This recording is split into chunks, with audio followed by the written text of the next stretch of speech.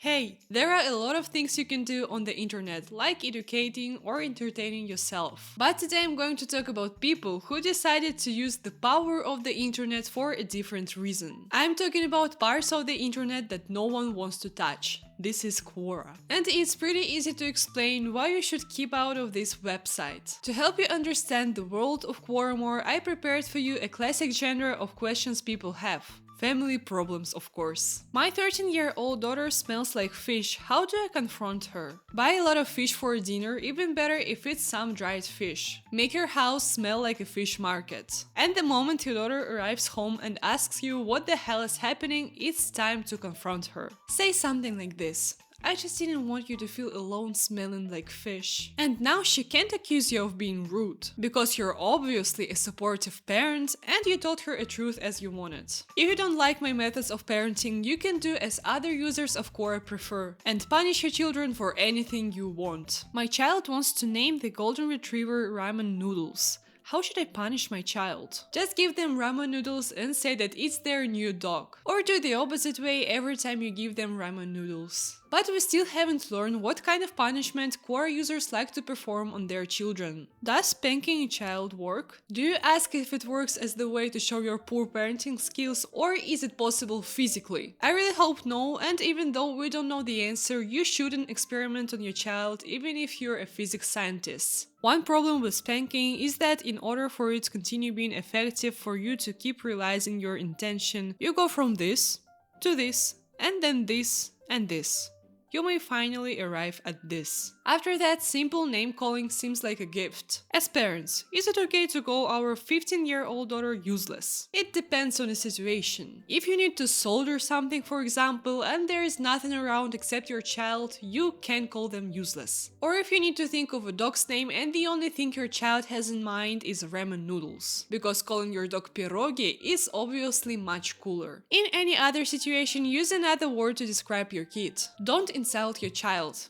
Why do I even need to explain that? How should I punish my child if he's masochist? You know, maybe I'm starting to understand why people ask those questions on Quora. I don't really think they could Google it or discuss it with a friend, because it's just stupid and insane. But I won't deny this question is very interesting. And it made me think of another question. How to praise a masochist without looking like you're beating them? While you're thinking about that question, let's move to some more common problems. Why is my 15-year-old son showering? Your son should be a very unique person with a strong personality, especially if he brushes his teeth twice a day. I'm almost envious of his fortitude. But if you don't like your child looking nice and clean, simply stop setting them a bad example. My son saw me when I was taking a shower. What do I do? It's important for parents to be responsible and mindful of their actions around their children. Wait, of course it's easy to judge people when you would never be in such situation. Even if his kid walked in on him showering,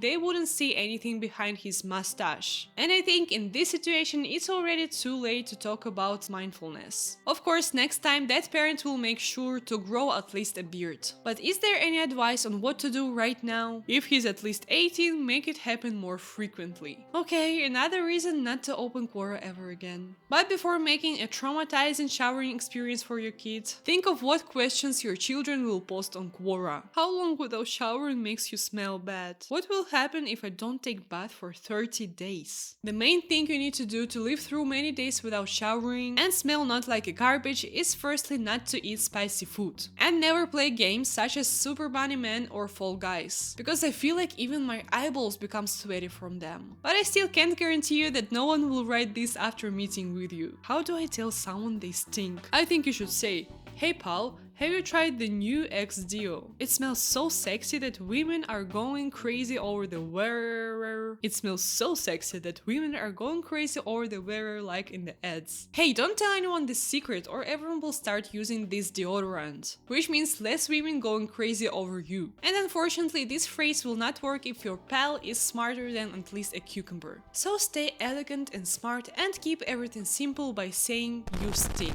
9 out of 10 doctors recommended this method. method. The 10th smells bad. But to be serious, of course you should be polite because it might be connected with some problem with health. Is it rude if you don't shower when staying at someone's house? And now I want to show you the exact reason why this website isn't a great place to ask for advice. No, it's not rude not to shower. That's ridiculous. It might annoy some people, but it's a personal preference and has nothing to do with other people. It's not only rude, but nasty and gross. Have respect for yourself and wash. Brush your teeth at least twice daily and floss as well. So no answer for you, and you still have to decide yourself on which side are you. Or choose a comment that feels the closest to your inner feelings. Only if you refuse to get into the shower with him. Let me know in the comments which of these positions seems right to you. And because you're already there, don't be lazy, like this video and subscribe. I'm a small creator and it is really important for me. Back to the family dramas. I caught my son playing his Xbox at 12 in the morning on a school night. As a result, I broke his console and now he won't talk to me. How can I tell him that it's his fault? Of course it was his fault. If I saw my child playing Xbox at 12 AM when they know that I prefer PlayStation, the result would be the same. I really love how people like to blame their children for their own mistakes. The first reason why the console is broken is because you slammed it, not your kid being a kid who wants to play games. I want to run away from home. What should I bring with me and how should I carry it? Whenever you run away from home, it doesn't matter what you bring with yourself. The main thing you should pay attention to is the way you pack your stuff. You need some cloth that you can tie on the stick, or it won't count as running away. But of course, not all families have these weird relationships, and they manage to survive without calling names and breaking each other's stuff. What do you think about dads and daughters who are close? I think it's every person's desire to have a nice relationships with their family, and it's very important to have nice relationship with the father.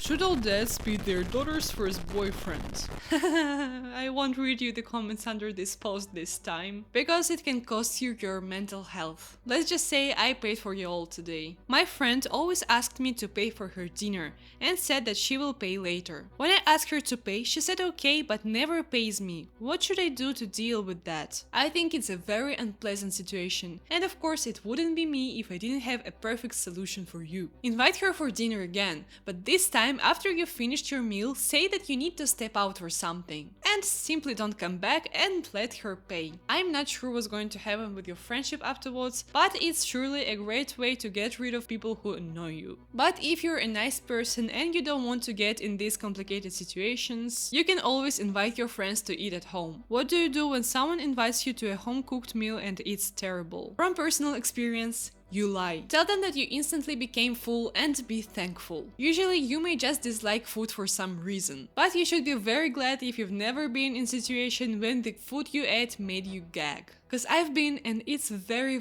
embarrassing. But the fear of preparing a horrible meal isn't the worst reason why you shouldn't invite someone to your house. My husband is obsessed with doorknobs. He has 43. He takes them from people's houses. My family doesn't have him over because they are afraid of their doorknobs. Should I get him to see a professional? This is the best excuse I've ever heard. I'm afraid of my doorknobs when you're around. But of course, I started to search for experts in the comments who could explain why someone would need 43 doorknobs. Oh my god, a doorknob fetish. Love that reaction, like he found a new Pokemon. Tell him he has to return the ones he stole. Take him to an antique shop and let him buy all he wants. You know, I'm tired of acting surprised. It's something you can see on Quora without even trying. But I don't think that person would give his lovely doorknobs to different ones. Every time I say doorknobs out loud, it feels like I'm trying to censor something. But no, we are really talking about doorknobs here. If you're not scared that someone could steal your doorknob, you really should think twice. My dad opened my door at 4 in the morning very quietly. He said nothing, I didn't see him, but heard the doorknob twist as it closed. I'm just creeped out by him. What do I do? I'm his daughter. Obviously, he tried to unscrew you know what, but luckily for his daughter, nothing worked out. Or maybe this man thought that it's stupid to steal doorknobs from his own house. And of course, the questions I like the most are never going to be answered.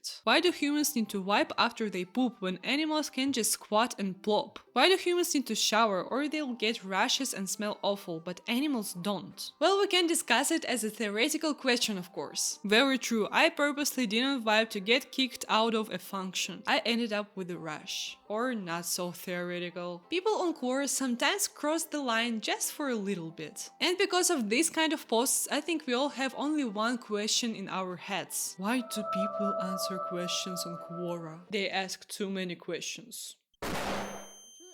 Is because people get bored sometimes. I hope you've learned a lot of stuff you shouldn't do, like how to punish people or call your dog. But most importantly, remember that most of us are normal people who care about others' feelings. And of course, don't use Quora unless you have fun there. Please don't forget to like, comment and subscribe. I am a small creator and it is really important for me. Bye!